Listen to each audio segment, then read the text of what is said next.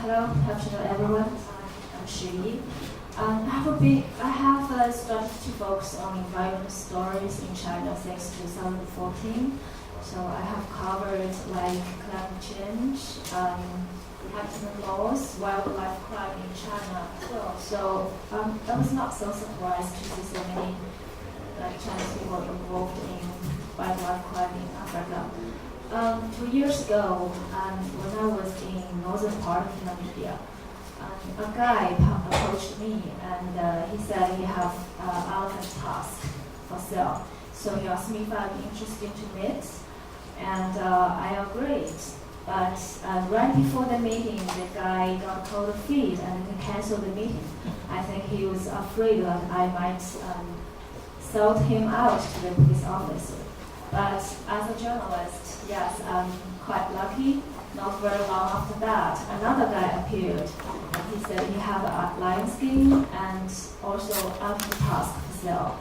So this time I decided that I need to take this off to the police officer, but I was quite afraid before the meeting. This time I got cold feet because I told myself, what if they have guns? What if they are suspicious of me and I could ruin the whole thing for the police officer? The next morning, right before the meeting, I called the chief police office, and he told me something really, really disturbing. He told me not very long after I called the second guy, arranged a meeting, and they found the elephant was shot in the bush. So this is, after I heard this news, this is why I decided to work with the police office. And I decided to not just tipping them off, but to face the traders, to talk with them, and to make sure if they really have wildlife products, and the police office could get them. This is how they arrested the guy. So this is like 2 years ago, 2.5 years ago.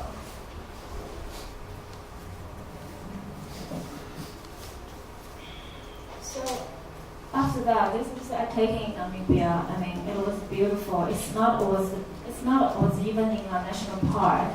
I drove to the northern part of Namibia and I just saw this beautiful thing on the road. And I keep asking me why these people take such huge high risks to do such things. This is what I've known afterwards. The police told me the guy that arrested was actually a former police officer. Also work at the wildlife crime department, and the police officer who arrested them, they were co-workers before. But based on a very few conversations I had with this guy, I knew he comes from a very, very poor village, and this is a country just like South Africa. They have very, very huge wealth gap. Like a lot of people living probably under $1 a day. And also a lot of people have jobs, but they got underpaid quite a lot.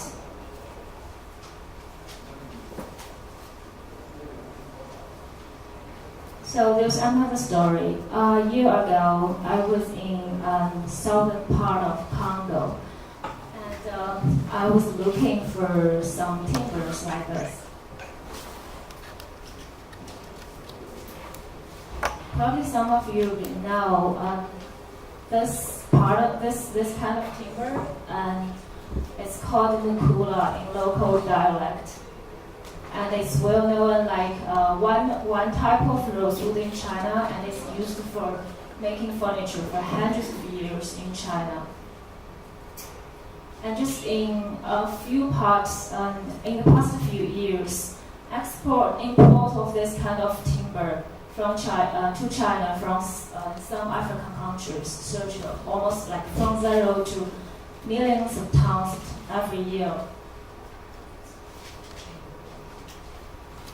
I could show you some of the photos. So it was dry season when I got there, so I could actually trace the trails that heavy trucks left and find this logging site in the bush.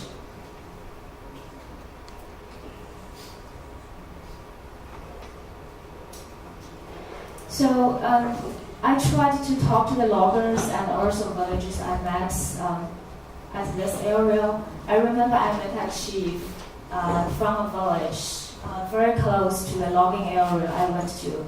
And even before I started to say anything, the chief said, I know what you're doing here.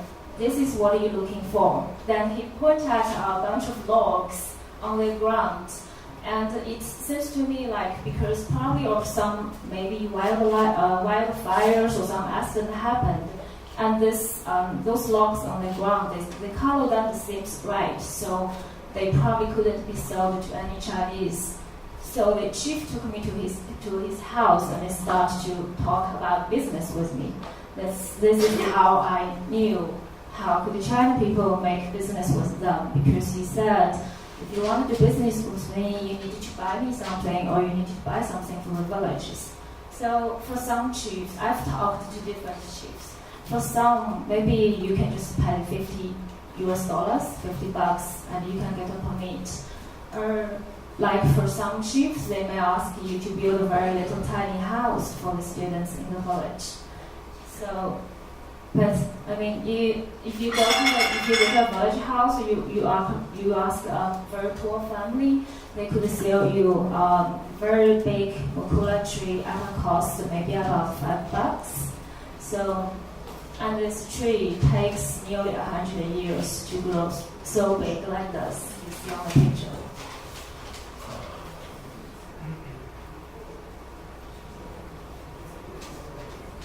So anyway, to those chiefs in this region, seems like any Chinese people appeal there have only one purpose, looking for mukula. These are those young loggers I interviewed with, and they worked really hard. For most of them, because I asked them the same questions to different people. Do you like to work with Chinese? Do you like to work as a loggers? They all say yes, without hesitation. Because in that remote area in Congo, there is no any other job they could find. And compare if they go to town, if they go to big cities, I mean, the pay they get from Chinese and even seem to all of us here, that's not much, but it's already a lot for their whole family. And in Congo, I happened to witness something I could never forget. I remember I was in the town. I had an interview with a guy from an NGO who actually helped the government to monitor the illegal timber trade. And when we were talking, and he got a phone call from a guy from military in Congo, and the guy who called threatened him in the phone call because he stopped a truck which he claims belonged to the military. So that is the story. This is a country, the least developed country I've ever seen in the world. People living, I mean, almost 5 million people live under $1 a day. And also when you go to their houses, there's nothing, I mean, in their houses. A radio could be a luxury in the whole village.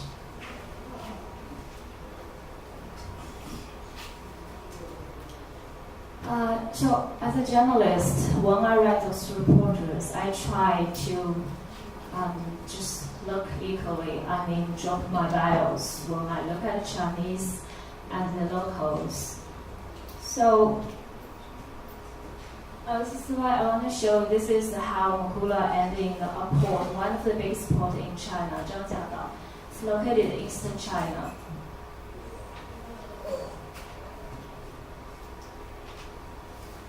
And what do you think? I mean, that side, this is the rosewood furniture.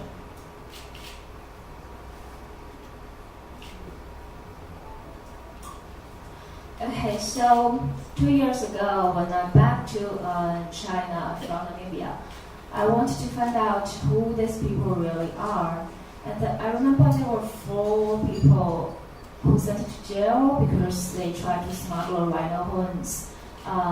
And 3 of them actually were caught at Winchika Airport. So I went to the village to figure out who they really are. So this is one of the village.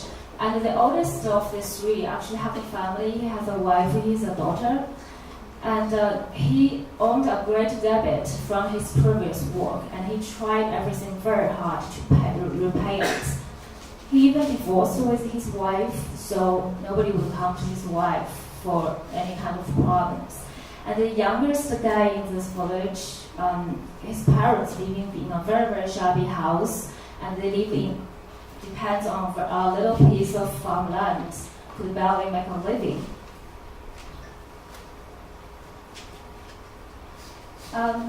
So I want to back to talk about the timber business. In the whole international timber business chain, I really see nobody really care about the lush Congo forests they depend on. The chiefs, they don't know, they can't tell like how many logs, how many trees they have already cut and how many still left over there. When I talked to the loggers, they couldn't understand what does that mean for them in the long term. When you talk to Congo government, their record showed what they export to China is only a little portion compared to the numbers you can get in China. So it means there are a lot of timbers they export, probably wouldn't pay tax, but they didn't record or they put money in their own pocket instead of the state treasure. And I also went to some factories, the furniture factories in China. And I remember, when I was in a factory, I asked the manager at the factory, do you have any proof, such as certificate, to show all of your logs actually come from a sustainable area and it's legal? And he said, nobody asked that before. If you really want one, we can make one for you. So these are some of the stories I have experienced, I have heard or saw in Africa. And these are stories like why I'm doing right now. I hope those stories can be heard by many, many people so the change could come very soon, not too late. Thank you.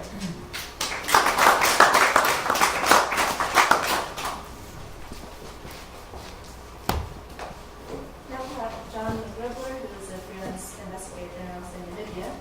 John will be talking about his ongoing 3-year investigation into Chinese involvement in wildlife crime. Hello, for those who haven't met me yet, I am possibly the longest living freelance journalist ever. I've been a freelance journalist for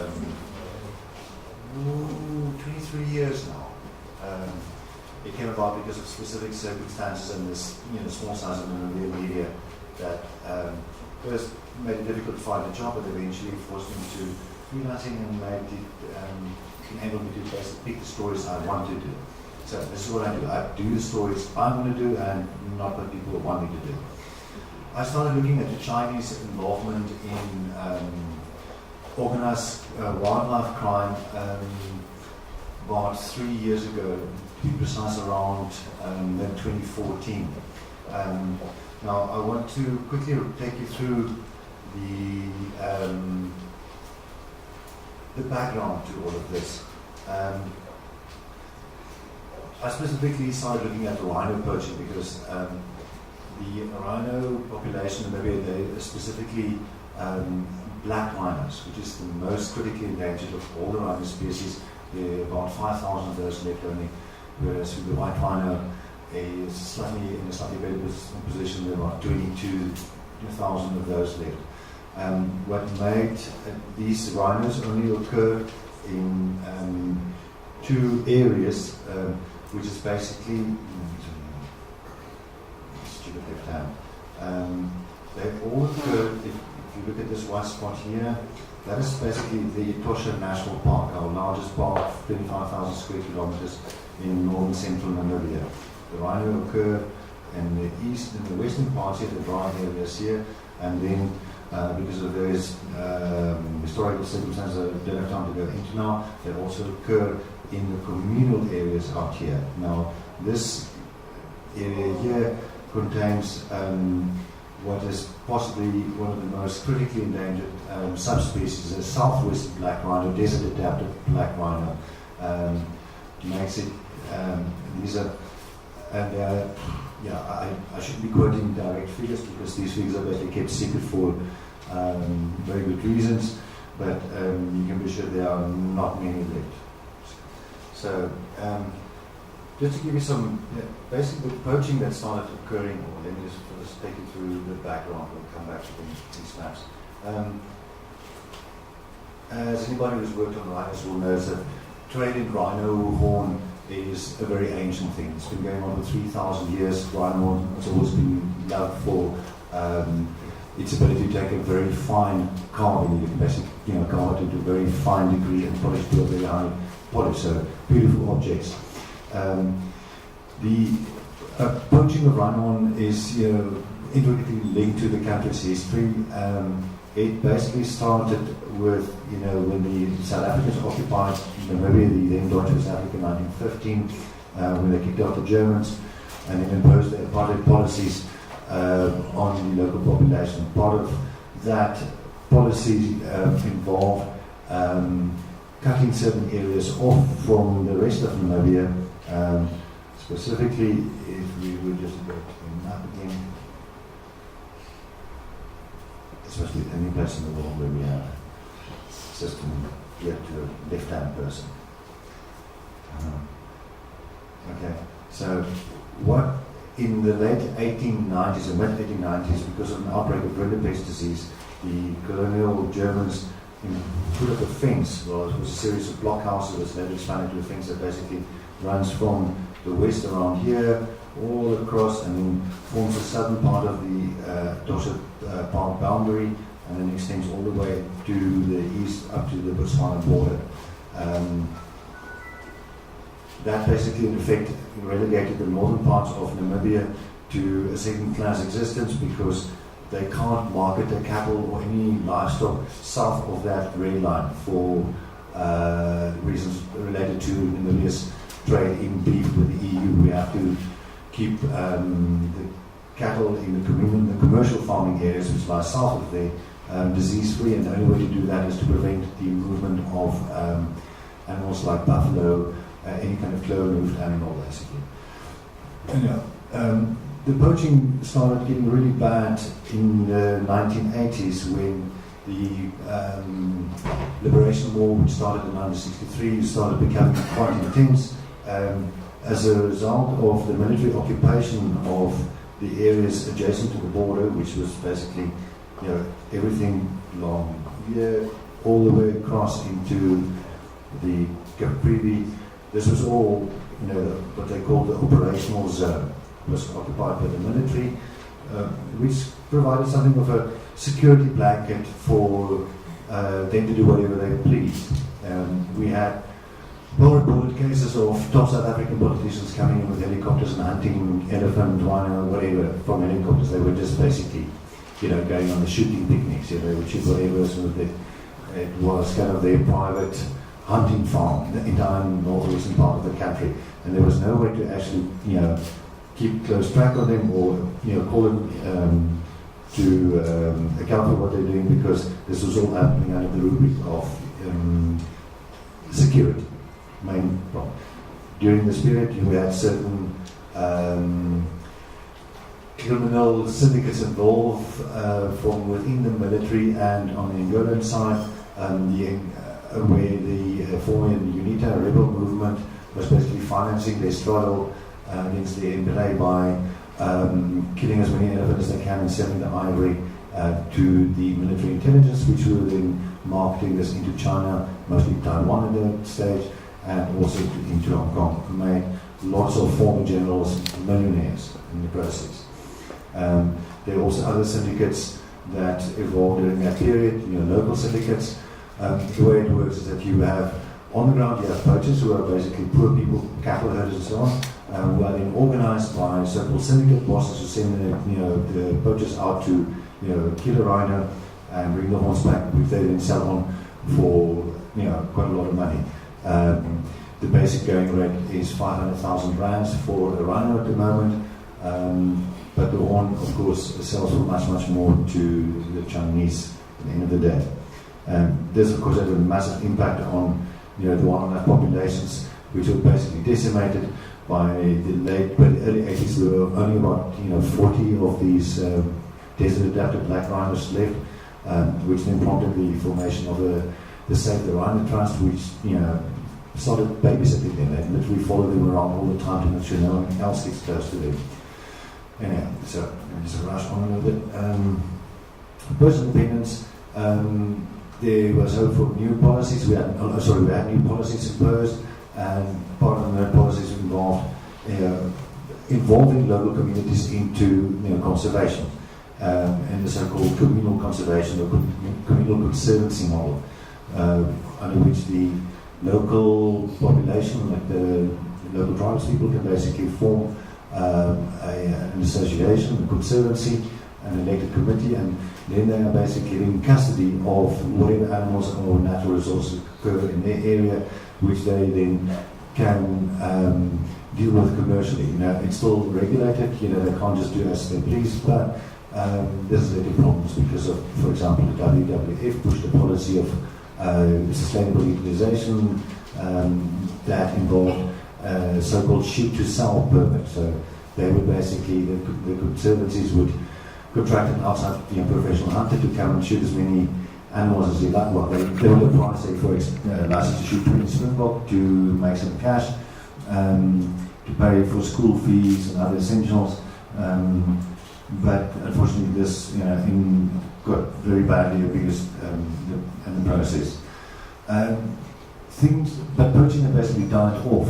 By the mid-90s, we had one or two isolated poaching incidents, which we kind of settled the end of it. And it wasn't about 10, 12, 13 years ago, in 2008, when we started picking up the first reports of poaching. Those seem to be unrelated to any kind of organized crime. I'm still not sure what exactly happened to those, but starting in 2012, we started seeing very specific resurgence in poaching amongst black rhino. These things all that was all related to the very poor poor management of the Natosha National Park, where the fences were allowed to fall down. There was very poor management inside the park itself. There was no control. All of the usual measures that were initially implemented in the early 90s, with daily patrols, checking on all the rhinos, making sure that the fences are secure. Those things all kind of collapsed because of poor management by the government. So in time we saw certain trends develop. First of all, we started seeing re-emergence of the local syndicates that had been inactive for a period of 10 years. The next generation of the old poachers, their sons and their nephews, then started taking over what the old people have been doing. And then in 2014 we had a big bust that Shi Yi referred to just now, where they caught 3 Chinese with 2 suitcases full of horns, 14 horns, some women's clothing and nothing else. They eventually then arrested a Chinese shopkeeper in a town called Grobler, a guy called Hui Wang, who turned out to be the guy who basically organized the whole thing. Hui Wang is close friends and business associate of a guy called Ho Shi. I'll show you links to the Oxford articles that paint some more extensive pictures of them. But they were basically in business together, doing anything from rhino to rosewood. What had happened is that because of the area where the rhinos occur, if I can just take you back to that picture. Now, if you look here, as you can tell from this, well, this is pretty high up, but this is basically a rock desert where the rhino occur. It's not an area where you can just drive in, find a rhino, shoot him, hack off the horn, and get out of there. There are very few access roads. Moreover, the rhinos only keep they territorial, so they stick to specific ranges and specific fountains where they go and drink every now and then. They typically rest during the day because it's so hot up there, and then late afternoon they will come down, drink water at the fountain, and then graze during the night and then sleep during the day. It is in that period after they've drunk and before the sunset that they then get poached. because someone was telling the poachers where and which miners were going to drink. Okay. So there was clearly an inside hand in all of this. I'm going to rush through too much here. So in time I started seeing the development. So what appeared to be one of the major driving factors is that because of the poor access of roads, the poaching opportunities have always been limited. But starting in 2012 and accelerating into 2014, 2015, the Namibian government closed several agreements with large Chinese companies to rebuild roads and upgrade roads from gravel roads, which were breaking our cars, to beautiful tar roads, which made it easy for anyone to come in, especially the smugglers and their fast BMWs, Audis, or whatever they used to move on around. So what we saw by late 2016 was that there was a whole lot of poaching going on in the Seesfontein area, Palmbach area. This is the one range area. A lot of poaching out here in Western Etosha and also this part of Etosha by the this was all related to local political structures. SWAPO was trying to take over this particular region to cement the way forward to getting to evade political opposition to their plans to build a dam up here. So they threw everything at the Kunene to try and win it politically. And in 2015, they actually managed to win the elections, and now they have a SWAPO governor in this region. So from Seesfontein, the ones would actually move up to Apuro. They would also move from in these areas, because this is now a beautiful tar road that runs up here. All the roads that the Chinese had built basically done the poachers a huge favor, because it enabled them to move the product very quickly overnight sometimes. You'd have elephant poaching here, for example, in the Western Cape, where the Chinese were contracted to build a ring road that runs sort of around the length of here. Now this is the Kavanga Delta. There's several parks here. It used to teem in wildlife. It is not so anymore. They have shot out hundreds of elephants. The poaching is actually much worse than government will let on. So it's clear that infrastructure and better communications have greatly enabled general commerce, but it's also done wonders for the poachers business.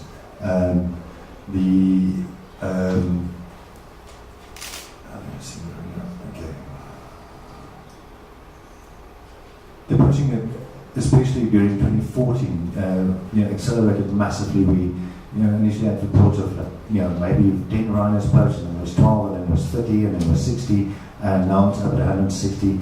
The true figure, I'm told by internal investigators in Protected Resource Unit, is more than the order of 300 black rhinos. That actually comprises about 8% of the existing population of surviving black rhinos out there.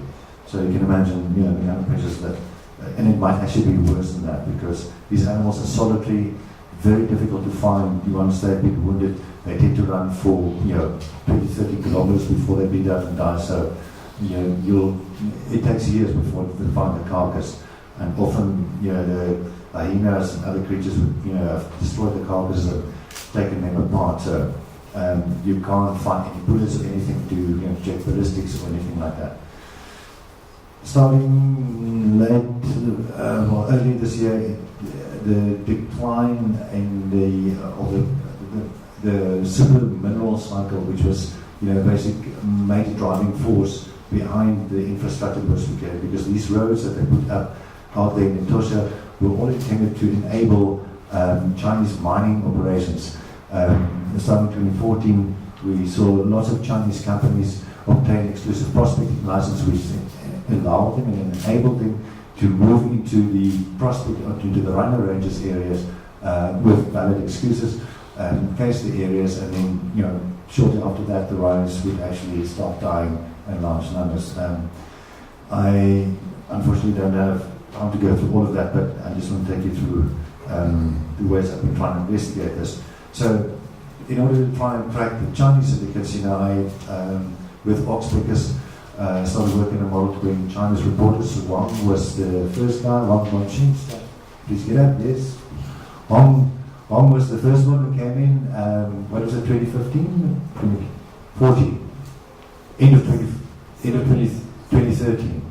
End of 2013, yeah. I didn't know enough to really help him, but then 2 years later we got Shi Yi in, and she got us some really good intelligence on the ground of what was going on. And I'm still working, and I'm still using some of the intelligence that Yi gathered for us. So the collaborative process and approach between African reporters and Chinese reporters yields great results. It overcomes the language barrier, first of all, and it combines local knowledge with Chinese expertise to get to closer to the main kingpins, which all contributes to combating poaching in the long run. My investigation is now taking me further. I am now looking into abalone and the drug connection coming out of Cape Town. So if anybody knows anything about that, and especially of any kind of connections between Chinese smugglers and Malaysian smugglers, I would be very, very happy to hear from you. One last thing. One thing that really intrigues me at the moment is the drug connection. And it appears that what we know is that in Cape Town, where most of the abalone comes from, part of the abalone is being paid for in drugs. And those drugs are now finding their way into Namibia as part of the abalone pipeline that runs via Namibia. I discovered about a month ago that Hong Kong has been importing hundreds of tons of abalone from Namibia. Namibia does not have any abalone. That led me to a place in Hong Kong, which I'm currently keeping under surveillance, and I'm trying to work out the connection between that site and potentially the other drug trade. What is interesting is that the military appear to have played a role again. In the old days, in the 1980s, the army was basically the main poachers, and it appears that the new army, have certain rotten elements that will be doing the same. There's a theme of military officers, both on the African side and on the Chinese side, involved in the smuggling of rhino, because security forces generally do not suffer much oversight from the public, and under the blanket of security, they can move a lot of things that we're not allowed to look at because it's state secret. So what was interesting is that the military in Namibia has been using North Koreans as subcontractors on a lot of military contracts. North Koreans have now, that's created major problems in Namibia. We're about to get slapped by with UN sanctions because we've been knowing the violation of those sanctions. But what intrigued me is that there might be a rhino horn drug connection with North Korea. So anybody wants to help me work on that, I would be so happy to hear from you. All right, thank you very much.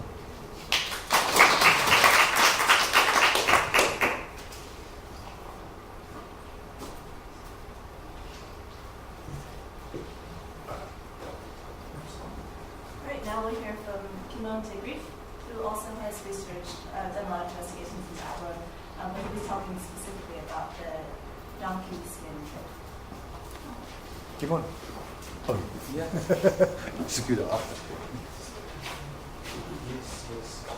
Hi everyone, how are you all doing? Are you awake? It's been a long day, I'm very tired, so I don't feel like talking very long, and I'm sure you don't feel like listening very long. So I'm timing 10 minutes. I'm going to stop asking questions afterwards if you want to know.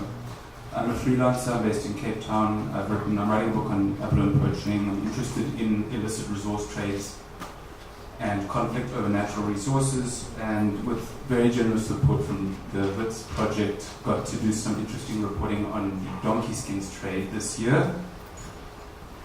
How do I...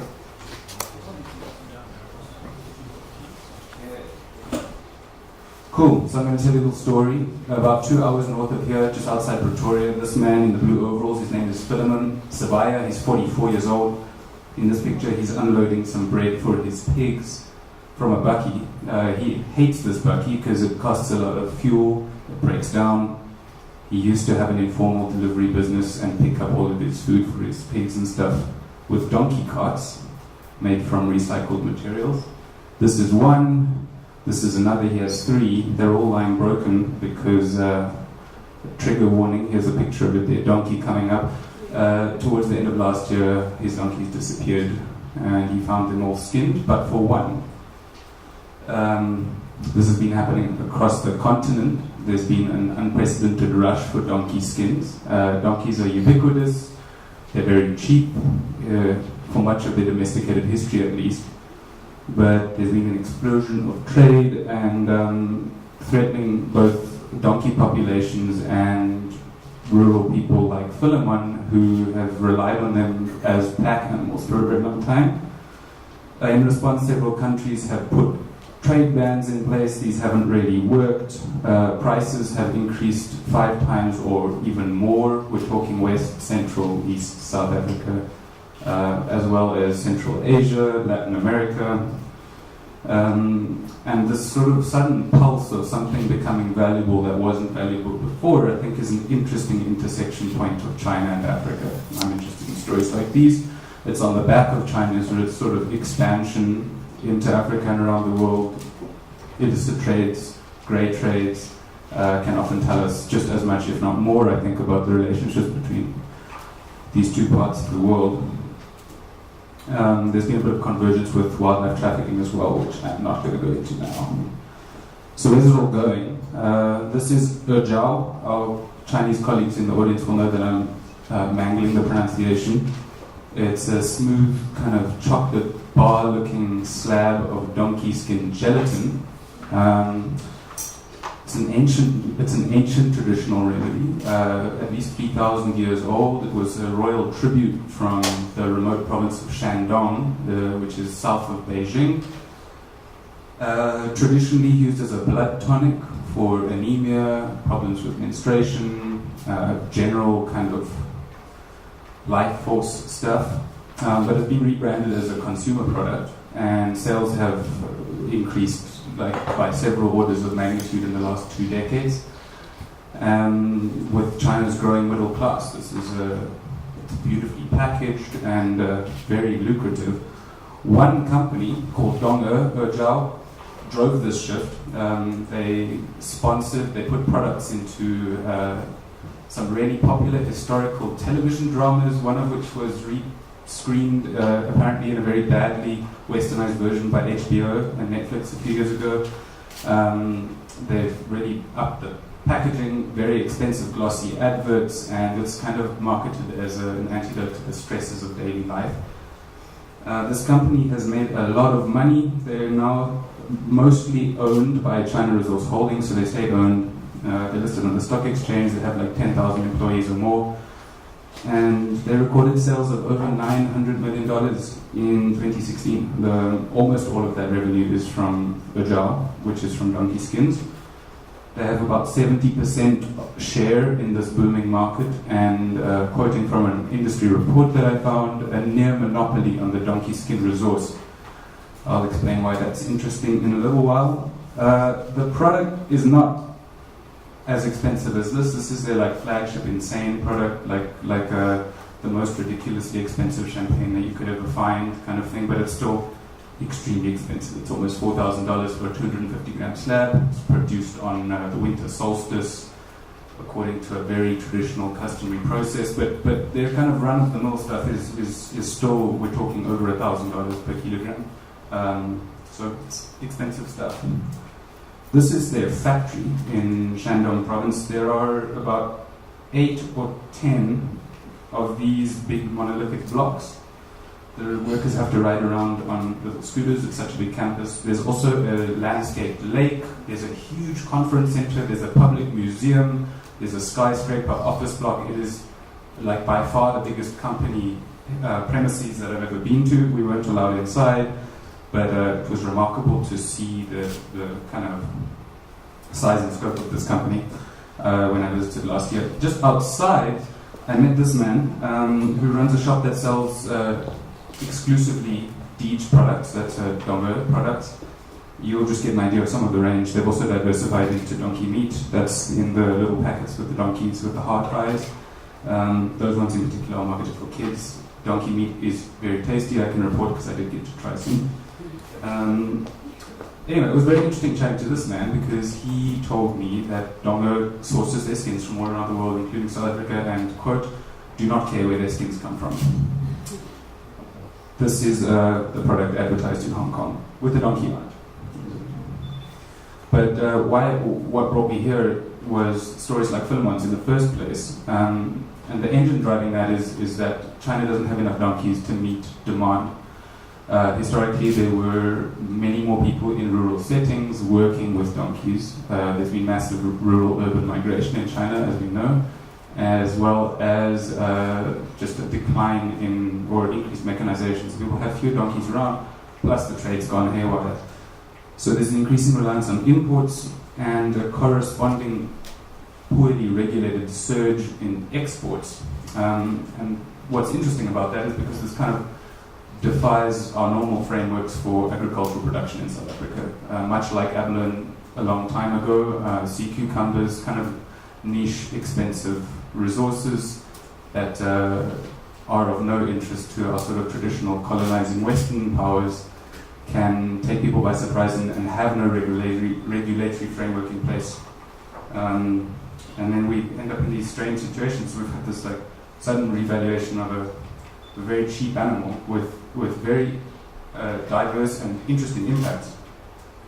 And donkeys are no longer worth more alive than dead, which is what they kind of were for a long time. This is not something I'm going to talk about much, but Dongo has started farming donkeys. They still require about 4 million skins a year. Their current production is nowhere close to 1 million. So what I went to China to try and do was link this huge, we're talking hundreds of thousands of skins a year from the African continent, almost all of which are not being slaughtered in approved facilities, not being exported through legal channels. It's either grey or black market stuff. So I want to link that to Deej. This is just a really strange display board because we snuck into one of their farms, and all the display boards were in Chinese except for this one, which was about welfare. So I assumed that they were playing to Western fears about treating animals badly or something. But they had the most ludicrous stuff on it, like saying that the donkeys walked on treadmills and that they played their music every day to calm them down. None of that was in evidence, but the donkeys did look kind of happy. That was, and I like donkeys. It was nice. It was nice being there. Just outside the salesman that I showed you, there was this whole mound of rotting skins, and we spoke to the guy who imported, and he told us that he sold to an agent who sold to an agent who sold to Deej. And it seems, but I cannot confirm, and I would love to collaborate with any reporters in the room, perhaps in future to bolt this down, that if you know someone who knows someone, it's possible to get skins from anywhere into the factories that are making this virgil. The problem with this batch was that they were not donkey skins, they were cow and horse and mule skins, which don't cut the mustard, so they were discarded at the factory gate. At this factory gate. These tarpaulins are each about the size of a minibus taxi, and this yard stretched out of sight on both directions. I estimate that there's like 200,000 or 300,000 skins stashed there at the very least. I took a photo and then they said they'd arrest me, and so I ran away. But what seems to be the case here is that the Chinese state-owned company feeding into a traditional market that's exploded into major business and kind of globally traded commerce is fueling this rush for skins that is taking the donkeys away from lots of people like Philemon, also giving money to people in rural areas. So, you know, there's always kind of mixed impacts here, but this is, I think it's a remarkable story. I think it's just really interesting. Not my coverage of it, but just the fact that it's happening. It's strange. And 5 years ago I would have laughed if someone had told me that this massive seismic shift was taking place across rural Africa because of Chinese demand. Some broader China-Africa lessons, I've touched on a couple already.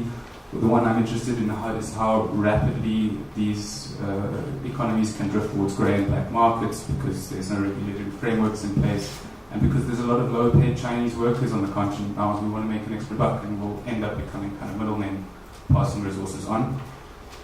Something we can maybe touch on in the discussion is, in South Africa at least, this has led to some blatant and horrific xenophobic comments on social media, and one of our Chinese associations laid a hate speech complaint. This kind of confirms a whole lot of negative stereotypes of what Chinese are and what they do for some people, and to me that distracts from the real story and kind of cheapens cheapens the story, and we actually don't get to learn anything at all. Collaboration, I'll just sort of bang that drum again, is vital. This would not have been possible without Susie from Shi Yi, who did all my translating, because when I was in Shandong, people, I would have had absolutely no way of talking to them. Further work touched on already. This is 2 stories that got published, one for Nat Geo, one for The Guardian. Both would have been impossible without Wits, so thank you very much, Barry and crew. And I'd love to answer your questions if you are still awake. Thank you.